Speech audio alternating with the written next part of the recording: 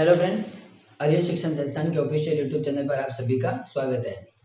आज हम बात करेंगे 11th क्लास के अंदर फिजिक्स के अंदर स्कोप ऑफ फिजिक्स। मैं मेरी बात वापस रिपीट कर रहा हूँ। आपके जो पहला चैप्टर है ना, वो केवल इंट्रो पार्ट वाला है। उसके अंदर ज़्यादा कोई डीप में इतना दे नहीं रखा, पूरी थ्योरी दे रखी है। आप चाहो तो उस थ्योरी को पढ़ भी सकते हो। उस थ्योरी के अंदर मुझे जो जो चीज़ें इंपॉर्टेंट लग रही है कि ये चीज़ इसमें मतलब पढ़ा के अपन इसको नोट्स बनवा के लिखवा सकते हैं, वो सारी चीज़ें मैं आपको यहाँ बोर्ड पर बना रहा हूँ। कल मैंने आपको एक 4 या 5 फोटो भेजे थे। उन फोटो को आपको नोट्स के फॉर्म में वापस लिखना पड़ेगा, लेकिन लिखना कैसे, वो आगे पीछे हो सकते हैं। तो मैं जो यहाँ पहले चीज़ पढ़ा रहा हूँ वो चीज़ आपको उसमें दिख जाएगी। 5 चीज़ें भेजी है मैंने, तो अभी जो पढ़ा रहा हूँ वो उसको आप में दिखेगा, तो वो पहले लिखना। इसके बाद नेक्स्ट जो होगा वो उसमें लिखना, इसके बाद वो ऐसे आगे लिखते रहना है। बराबर। आज का आर्टिकल है स्कोप ऑफ फिजिक्स। इसके अंदर एक तो स्कोप ऑफ फिजिक्स पढ़ेंगे अपन, एक अपन पढ़ेंगे एक्साइटमेंट ऑफ फिजिक्स, और इसके बाद इसके अंदर 4 फोर्सेस के बारे में दिया गया है। Strong force, weak nuclear force, इसके बाद ग्रेविटेशनल फोर्स और एक देर का इलेक्ट्रोमैग्नेटिक फोर्स। तो उनकी 4 के बारे में थोड़ा थोड़ा सा अपन पढ़ लेंगे। सबसे पहले बात करते हैं स्कोप ऑफ फिजिक्स की बात करते हैं, मतलब फिजिक्स के क्या क्या स्कोप है, हम इस फिजिक्स को लेके दुनिया में क्या क्या करते हैं, कैसे कैसे क्या होता है, वो पूरा डिटेल में बताया। जैसे आप एक एग्जाम्पल समझो। आप अगर किसी मॉल में गए हो, मॉल ठीक है ना, जो बड़े बड़े सेलिब्रेशन मॉल होते हैं ना, वहाँ पे आप उसमें जाके कहते हो, जैसे नॉर्मली लैंग्वेज में भी कहते हैं कि इस वाले मॉल के अंदर अपने को सुई से लगा के हाथी तक सब मिल जाता है। इसका मतलब ये नहीं कि वहाँ हाथी भी मिलता है, यूँ हाँ सुई तो जरूर मिलती है। तो एक ये कहावत है, मतलब ऐसा अपन स्टेटमेंट बोलते हैं कि इस मॉल के अंदर सुई से लगा के हाथी तक सब मिल जाएगा। यूँ कहने का मतलब इसके अंदर आपको टीवी, फ्रिज, कूलर, एसी वगैरह जो चीज़ें चाहिए, पंखा वंखा सब उसके अंदर आपको मिलेगा। तो वो पूरी एक दुनिया कहलाता है। वही बात यहाँ पर भी है। एक मिनट, हाँ इसमें आवाज़ आ रही होगी, मैं वीडियो को थोड़ा सही कर देता हूँ।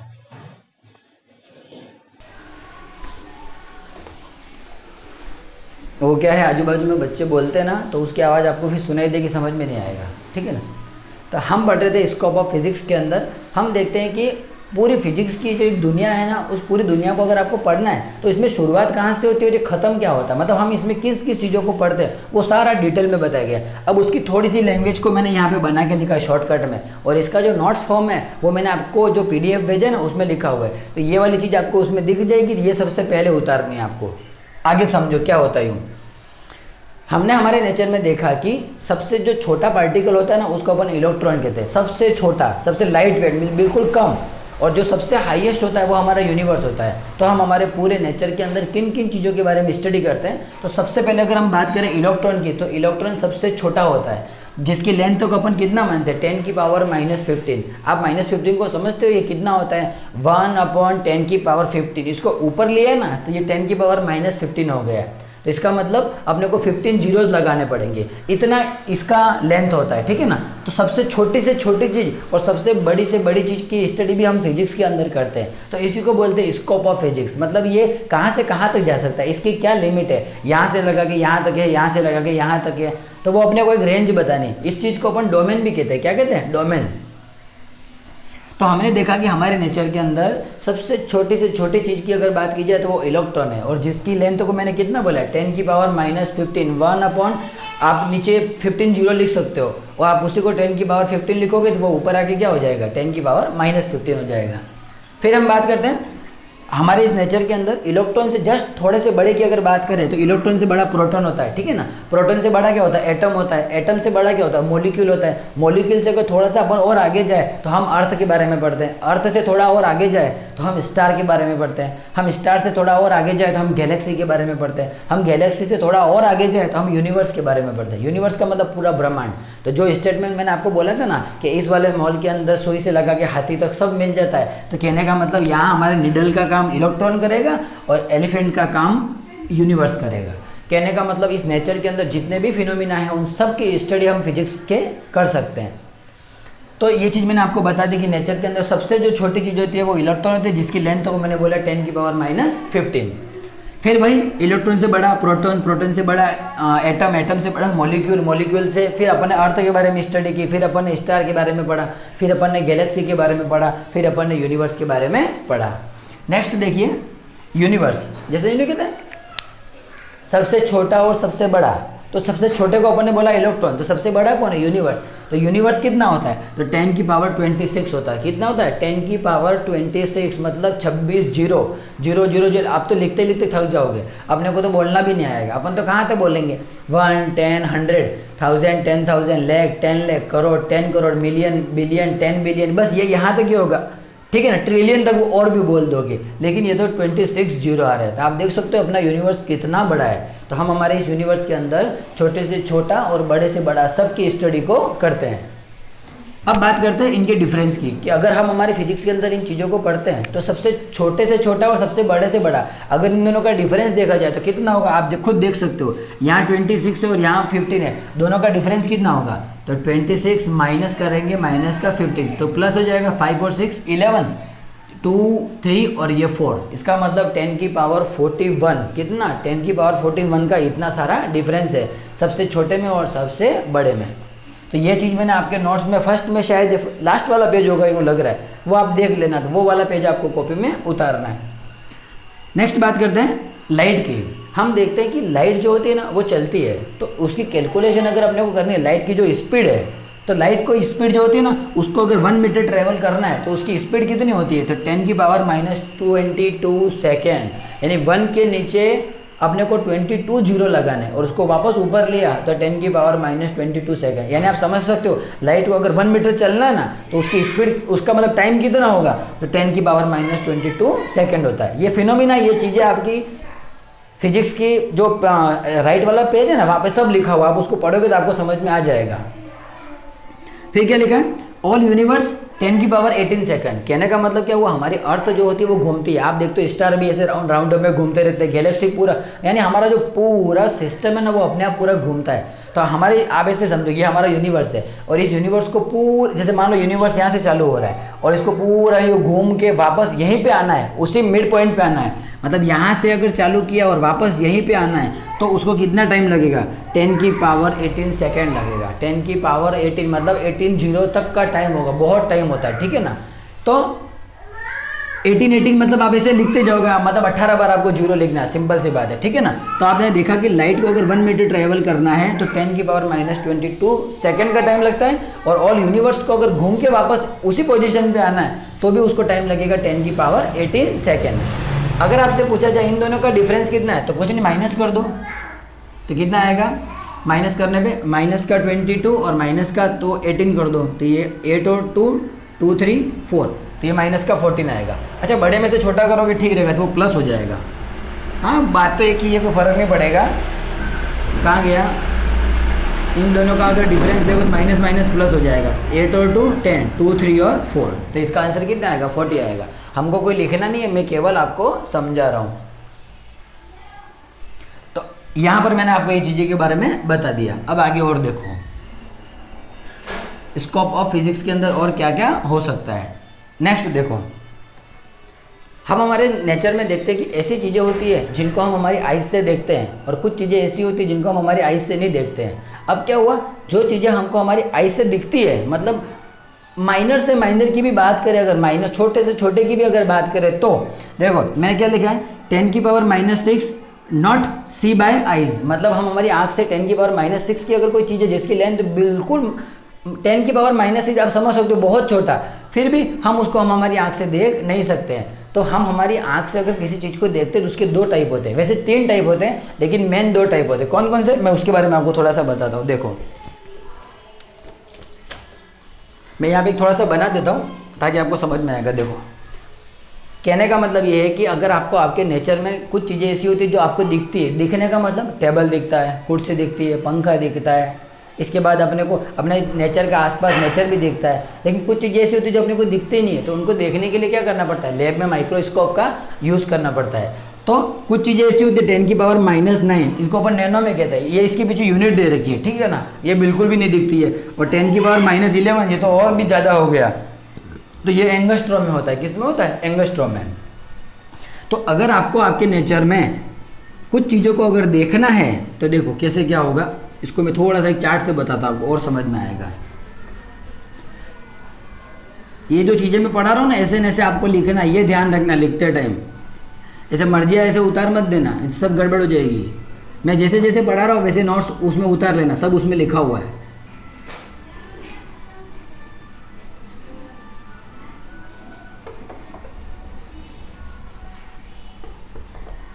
देखो आगे क्या हुआ, अगर हम हमारे फिजिक्स की बात करें PHYSICS, तो ध्यान से देखो हमारी इस फिजिक्स के अंदर दो चीज़ें होती है। पहली वो चीज़ जो हम हमारी आइज़ से देख सकते हैं और दूसरी वो चीज़ जो हम हमारी आइज़ से नहीं देख सकते हैं। तो एक बात करते हैं, जो हम नहीं देख पाते नॉट सी, और जो हम देख पाते हैं सी, इसके दो टाइप कर दिए, ठीक है ना। वो सारी चीज़ें जो हम हमारी आंख से देख नहीं पाते, फिर भी अगर हम उसको देखने का ट्राई करते हैं, ये सारा जो सिस्टम है ना वो फिजिक्स से ही पॉसिबल हो सकता है। बिना फिजिक्स के आप कुछ नहीं कर सकते हो, ठीक है ना। तो इसको बोलते हैं माइक्रोस्कोपिक। क्या बोलते हैं? माइक्रोस्कोपिक। वो सारी चीज़ें जो आपको देखने के लिए किसी मशीन का यूज़ करना पड़ेगा उसको बोलते हैं माइक्रोस्कोपिक, और वो सारी चीज़ें मतलब टेबल, कुर्सी, फैन वगैरह जो हमको हमारे आसपास में दिख रहा है उसको बोलते हैं मैक्रोस्कोपिक। मैक्रोस्कोपिक। अब क्या हुआ, मतलब अगर इलेक्ट्रॉन से छोटे की बात करें तो हमने अभी तक इसकी कोई खोज की नहीं है, और यूनिवर्स से बड़े की बात करें तो इससे बड़ा हमने अभी तक कोई देखा नहीं है। मतलब सबसे छोटे से छोटा और सबसे बड़े से बड़े की अगर बात करें तो जो छोटी चीज़ें होती है जिनको देखने के लिए हम जिस एपरेटर्स का यूज़ करते हैं उसको बोलते हैं माइक्रोस्कोपिक, और दूसरा होता है मैक्रोस्कोपिक। अब क्या हुआ, इन दोनों के बीच में भी आजकल की जो जनरेशन है ना, साइंटिस्ट लोग हैं, वो उसके बीच का एक्सपेरिमेंट कर रहे हैं कि हम सबसे छोटे से छोटा और सबसे बड़े से बड़ा अगर देख रहे हैं तो इसके बीच की एक ब्रांच उन्होंने और बनाने की कोशिश की, जिसका उन्होंने नाम लिखा, एक मिनट, उसका नाम क्या था? उसका नाम है मेसोस्कोपिक। क्या नाम है? मेसोस्कोपिक। तो ये देखो फिजिक्स के स्कोप की अगर हम बात करें तो फिजिक्स के अंदर 3 टाइप के स्कोप्स को हमने पढ़ लिया। माइक्रो यानी सबसे छोटा, मैक्रो यानी सबसे बड़ा, और बीच वाले को अपन बोलते हैं मेसोस्कोपिक। अगर हम इसके साइज़ की बात करें तो आप माइक्रो में इसकी साइज़ ले लो, 10⁻⁻⁶, यानी 10⁻⁶ लेंथ की जो भी चीज़ें होती है ना उन सबको देखने के लिए हम इस वाले एपरेटर्स का यूज़ करते हैं। और अगर हम हमारी लैब में किसी को देख सकते हैं हमारी आइज से, तो इसकी साइज़ क्या होगी? Greater than 1। कितनी होगी? 1 से अगर ज़्यादा है तो हम उस चीज़ को देख पाते हैं, बराबर है ना। और बीच वाली जो चीज़ होती है वो इन दोनों के बीच में लाई करती है। तो हम हमारी फिजिक्स के अंदर 3 बातों को देखेंगे, सबसे छोटे से छोटा, सबसे बड़े से बड़ा, और इन दोनों के बीच वाला। सबसे छोटा है तो उसको बोलते हैं माइक्रो, सबसे बड़ा है उसको बोलते हैं मैक्रो, और इन दोनों के बीच का अगर है तो मेसोस्कोपिक बोलते हैं। क्या बोलते हैं? मेसोस्कोपिक। अब आप नेक्स्ट देखिए, और ये जो मैंने अभी आपको समझाया है वो आपको मैं नोट्स के फॉर्म में अवेलेबल करवा दिया अंदर, तो वो चीज़ आप उसमें लिख सकते हो, बराबर है ना।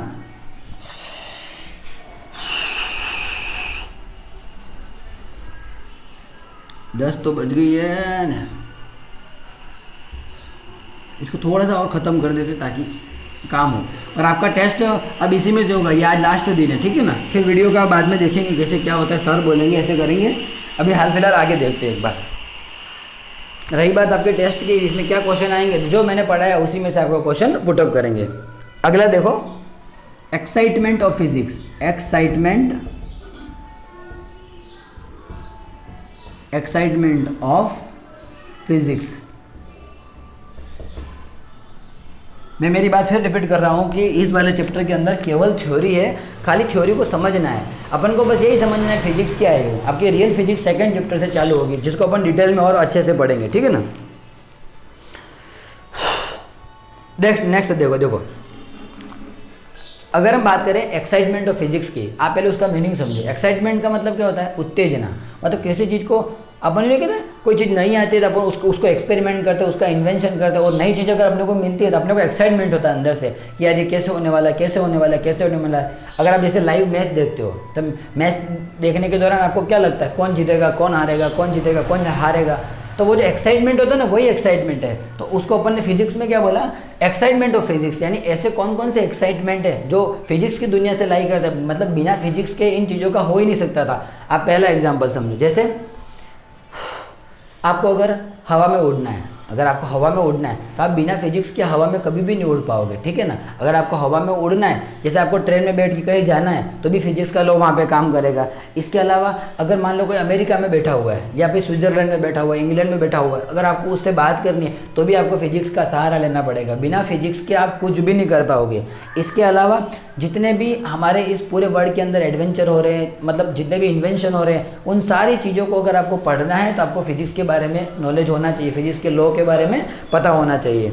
तो इसी को बोलते हैं एक्साइटमेंट। जैसे आप देखते हो अपने घर में टीवी, बिना फिजिक्स के टीवी बनना मुश्किल था। आप टीवी ले लो, फ्रिज ले लो, कूलर ले लो, आप अपने नेचर में जितने भी इन्वेंशन देखते हो ना, जिनका इन्वेंशन अभी हो रहा है या हो चुका है, वो सारी चीज़ें एक्साइटमेंट ऑफ फिजिक्स के अंदर आती है। किसके अंदर आती है? एक्साइटमेंट ऑफ फिजिक्स के अंदर आती है। अब क्या हुआ, फिजिक्स का चलो लॉ अपन ने किसी चीज़ में एप्लीकेबल कर दिया कि किसी चीज़ को अगर पुश करना है या पुल करना है तो आपको फोर्स लगाना पड़ेगा। फोर्स ऐसे लगाओगे या ऐसे लगाओगे, तो कुछ अलग अलग लॉ आए। ग्रेविटेशन लॉ आया, इसके बाद इलेक्ट्रोमैग्नेटिक फोर्स का लॉ आया, केपलर्स का लॉ आया, सब ने अपने अलग अलग लॉ दिए। अब क्या हुआ, अदर ब्रांच में इसका रिलेशन देखते हैं कि अदर ब्रांच से हमारी फिजिक्स कैसे रिलेशन में आती है। यूँ तो आप इसमें देख पाओगे, मैं यहाँ थोड़ा सा लिख देता हूँ। तो यहाँ एक्साइटमेंट ऑफ फिजिक्स की डेफिनेशन मैंने आपको उस नोट्स में लिखवाई है, ठीक है ना। मैं यहाँ पे इसको एक बार खाली पढ़ लेता हूँ। द डिस्कवर या explanation invention on the principle of physics, यानी द डिस्कवर का मतलब क्या है, खोज करना, मतलब किसी चीज़ को नया निकालना। तो द डिस्कवर एंड एक्सप्लेनेशन मतलब किसी चीज़ के बारे में बोलना, बताना, उसके बारे में डिटेल में बताना। Invention on the principle of physics, यानी वो सारे प्रिंसिपल जो फिजिक्स के लॉ के ऊपर डिपेंड करते हैं, आर एक्साइटमेंट, उन सभी को अपन क्या कहते हैं, एक्साइटमेंट कहते हैं। एग्जाम्पल अपन ने ले लिया एरोप्लेन, कंप्यूटर ले लिया, टीवी ले लिया, मोबाइल ले लिया, तो वो सारे उसके एग्जाम्पल है। तो ये जो डेफिनेशन वाला पार्ट आप जैसे देख सकते हो, मैंने कल इसी का नोट्स भेजा था आपको, तो ये वाली चीज़ अब आप लिख सकते हो, बराबर है ना। तो ये मैंने ये केवल इतना पार्ट आपको लिखना है, ये ऊपर वाला अगर ये आया हो तो ये आपको लिखना नहीं है। नेक्स्ट बात करते हैं, ये जो हमारी साइंस होती है, ये हमारी जो साइंस होती है वो अदर सब्जेक्ट से कैसे रिलेटेड है, इनमें थोड़ा थोड़ा कैसे यूज़ है। यूँ सबसे पहले बात करते हैं केमिस्ट्री की, सबसे पहले बात करते हैं केमिस्ट्री की, फिर बात करेंगे हम बायोलॉजी की, BIOLOGY।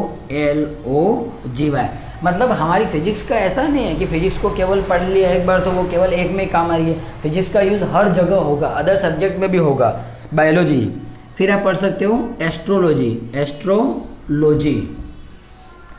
इसके बाद जियोलॉजी,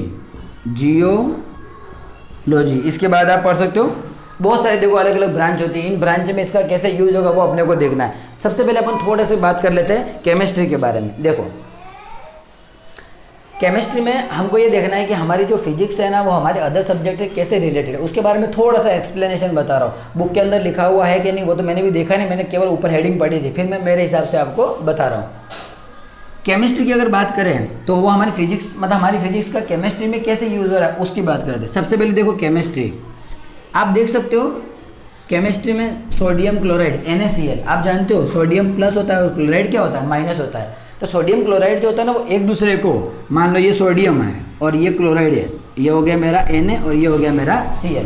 तो आप देखो ये एक दूसरे को ऐसे पकड़ के रखते हैं, तो इन दोनों के बीच में क्या लगता है, फोर्स ऑफ अट्रैक्शन लगता है। क्या लगता है, force of attraction. Sodium chloride NaCl, Na जो होता है वो पॉजिटिव होता है और Cl जो होता है वो माइनस होता है। शायद मेरे हिसाब से इसका 11 होता है एटॉमिक नंबर ऐसा कुछ, और इसका 17 वगैरह कुछ होता है, इतना आइडिया मुझे केमिस्ट्री का नहीं है।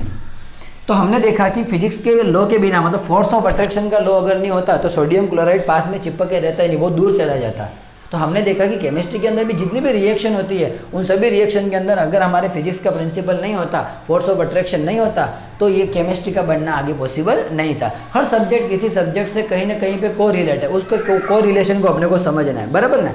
जैसे आपने देखा होगा ये न्यूक्लियस है और इस न्यूक्लियस के चारों ओर इलेक्ट्रॉन ऐसे घूमते हैं, इस न्यूक्लियस के चारों ओर इलेक्ट्रॉन ऐसे घूमते हैं। आपने देखा होगा अगर कोई इलेक्ट्रॉन ऐसे घूम रहा है, ऐसे घूमते घूमते, तो फिर वो आगे क्यों नहीं चला गया यूँ, अगर हमारे पास ग्रेविटेशन का फोर्स नहीं होता, अगर हमारे पास फिजिक्स के लॉ नहीं होते तो फिर वो इलेक्ट्रॉन ऐसे जाने के बाद में नीचे गिर जाना चाहिए था। फिर भी वो गिरता नहीं, वो ऐसे चलता है, ऐसे चलता है, ऐसे चलता है, फिर वापस ऐसे ऊपर ऐसे आता रहता है। तो हमने देखा कि न्यूक्लियस के चारों ओर इलेक्ट्रॉन क्या करता है, घूमता है। तो वहाँ पर भी किसका यूज़ हो रहा है, फिजिक्स के लॉ का ही तो यूज़ हो रहा है। तो हमारी फिजिक्स देखो केमिस्ट्री से कैसे को रिलेटेड। तो देखो अब एक मैंने बताया, और ये देखो मैंने आपको उस नोट्स में ये डाला होगा, physics in relation to other branches of science, मतलब फिजिक्स का हमारी जो अदर ब्रांचेज है उससे क्या रिलेशन है। अब आप इस चीज़ को लिख सकते हो, ठीक है ना। मैं आपको थोड़ा सा यहाँ बता देता हूँ। देखो मैंने लिख रखा है physics in relation other branches of science, chemistry, bonding. Chemistry के अंदर क्या क्या हो सकता है, तो केमिस्ट्री के अंदर बॉन्डिंग हो सकता है, रिएक्शन हो सकता है, एनर्जी इक्वेशन, मतलब अगर इस इलेक्ट्रॉन के पास में एनर्जी नहीं होगी तो वो ऐसे मूवमेंट कैसे करेगा। और एनर्जी का कंसेप्ट कहाँ से आता है, फिजिक्स से आता है। दो टाइप्स की एनर्जी होती है, एक होती है काइनेटिक एनर्जी, एक होती है पोटेंशियल एनर्जी, जिसकी वैल्यू हाफ ऑफ mv², और एक की होती है mgh। तो all are explained on the basis of physical principle, यानी फिजिक्स के प्रिंसिपल के बेस के ऊपर ही अपन बताते हैं। केमिकल रिएक्शन के बारे में बताते हैं, बॉन्डिंग के बारे में बताते हैं, ठीक है ना, इसके रोटेशन के बारे में बताते हैं, उसकी एनर्जी के बारे में बताते हैं। तो हमारी केमिस्ट्री भी कहीं ना कहीं हमारी फिजिक्स से कोरिलेट है, बराबर है। तो अब आप पढ़ाने के मेरे बाद इस चीज़ को लिखना चाहते हो तो मैंने इसके भी नोट्स आपको भेजे थे, इसके बाद आपको ये वाला लिखना है। आगे देखो, नेक्स्ट बात करते हैं, बायोलॉजी का थोड़ा सा समझ लेते हैं। सारा को समझना जरूरी नहीं है, एक दो को समझ लेंगे तो काफ़ी है। बायोलॉजी में समझो कैसे क्या होता है यूँ। जैसे आप देखो, बायोलॉजी में जितने भी एक्सपेरिमेंट होते हैं उससे हमारी फिजिक्स कैसे कोरिलेट है, आप ऐसे समझो। आजकल आप कहीं पर भी जाओ, आप जैसे बड़े बड़े हॉस्पिटल में जाओ, जैसे GBH अमेरिकन में जाओ, गीतांजलि में जाओ, आप देखना आज ह्यूमन की बॉडी के जितने पार्ट्स हैं ना, उन सभी पार्ट्स की एक अपनी अपनी अलग अलग मशीन है। आपको आइस चेक करानी है, आइस के लिए अलग मशीन है। आपको हार्ट चेक कराना है, हार्ट के लिए अलग मशीन है। आपको अगर आपकी बॉडी का एक्सरे बनवाना है, उसके लिए अलग मशीन है। अगर आपको बिल्कुल जो छोटे मतलब वायरस या एंटीवायरस जो भी होते हैं उनको भी अगर देखना है तो उसके लिए भी आपको एक अलग से मशीन बनानी पड़ेगी। तो आप देखना कि आपने जैसे फिल्मों में भी देखा होगा कि कोई पेशेंट अगर ऐसे सोता है ना तो वो ऐसे मतलब उसके चारों ओर जो भी मशीनें लगी हुई है वो सारी मशीनें, अगर फिजिक्स का लॉ नहीं होता तो क्या पॉसिबल था।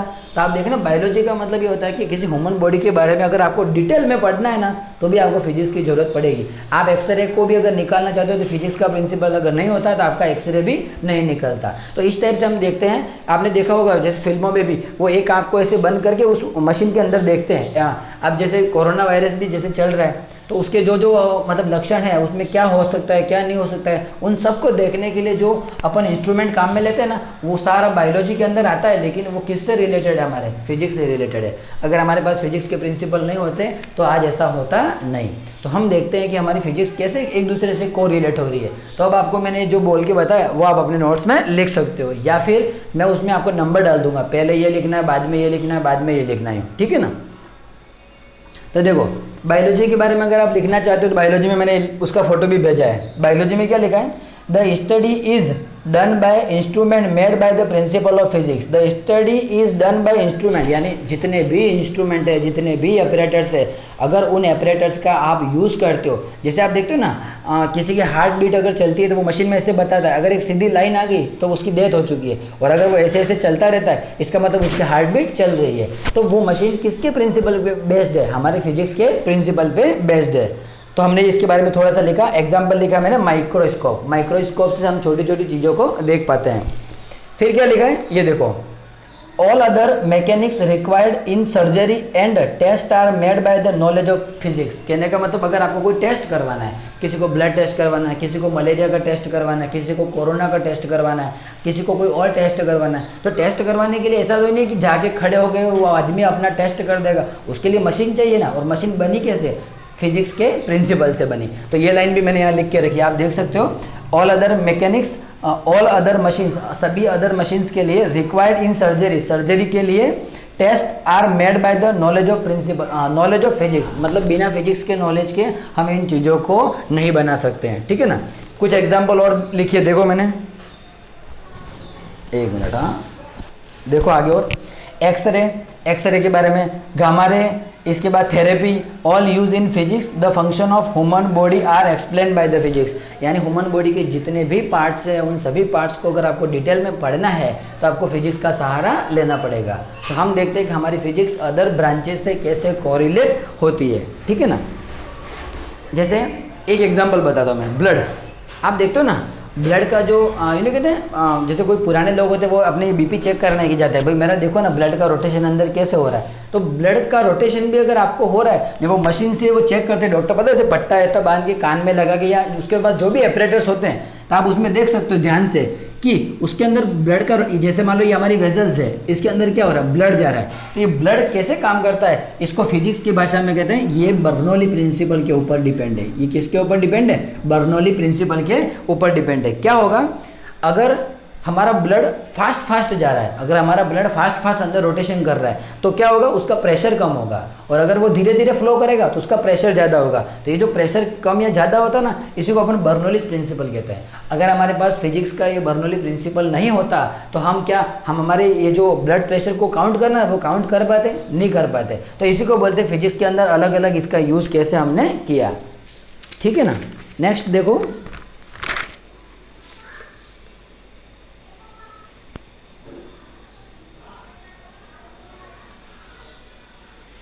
ये तो मैंने सारा लिखवा दिया आपको। चलो ठीक है। और अब लास्ट हम बात कर लेते हैं, ये अदर सब्जेक्ट से ऐसे रिलेशन मैंने एक दो के बारे में समझा दिया है, काफ़ी है। ये देखो, ये वाला नोट्स भी मैंने आपको भेजा था स्कोप ऑफ फिजिक्स के अंदर, जो हमने सबसे पहले हेडिंग लिखी थी ना, उसको सबसे पहले लिखना है। तो देखो मैंने यहाँ लिख रखा है the total separate of phenomena, यानी वो सारे फिनोमिना जो अलग अलग हैं, डायमेंशंस उनकी अलग अलग डायमेंशंस, एंड मेजरमेंट उनका अलग अलग measurement, what we study in physics are is called its scope. मतलब हम उन सभी चीज़ों के बारे में अलग अलग अगर पढ़ सकते हैं तो उसको अपन क्या बोलते हैं, स्कोप ऑफ फिजिक्स कहते हैं। बराबर। फिर मैंने आपको इलेक्ट्रॉन के बारे में पढ़ाया, प्रोटॉन के बारे में पढ़ाया, न्यूक्लियस के बारे में बताया, फिजिक्स के लॉ के बारे में बताया, यूनिवर्स के बारे में बताया, गैलेक्सी के बारे में बताया, स्पीड ऑफ लाइट के बारे में बताया, यूनिवर्स को वापस घूम के आने में कितना टाइम लगेगा उसके बारे में बताया। तो वो सारी चीज़ें जो मैंने बताई है ना, वो सारी चीज़ें मैंने यहाँ पे लिखी हुई है। तो आप अपनी कॉपी में जब नोट्स बनाओ तो सबसे पहले आपको ये वाला पूरा फॉर्मेट पहले लिखना पड़ेगा, तो जिसको मैं नोट्स के फॉर्म में भेजा था। अगर आपको कन्फ्यूजन लगता है एक बार मैं वापस भेज दूंगा तो आपको और अच्छे से समझ में आ जाएगा। रही बात आपके टेस्ट की, तो जो पढ़ाया उसी में से आपका टेस्ट होगा। ठीक है ना। Okay, thank you.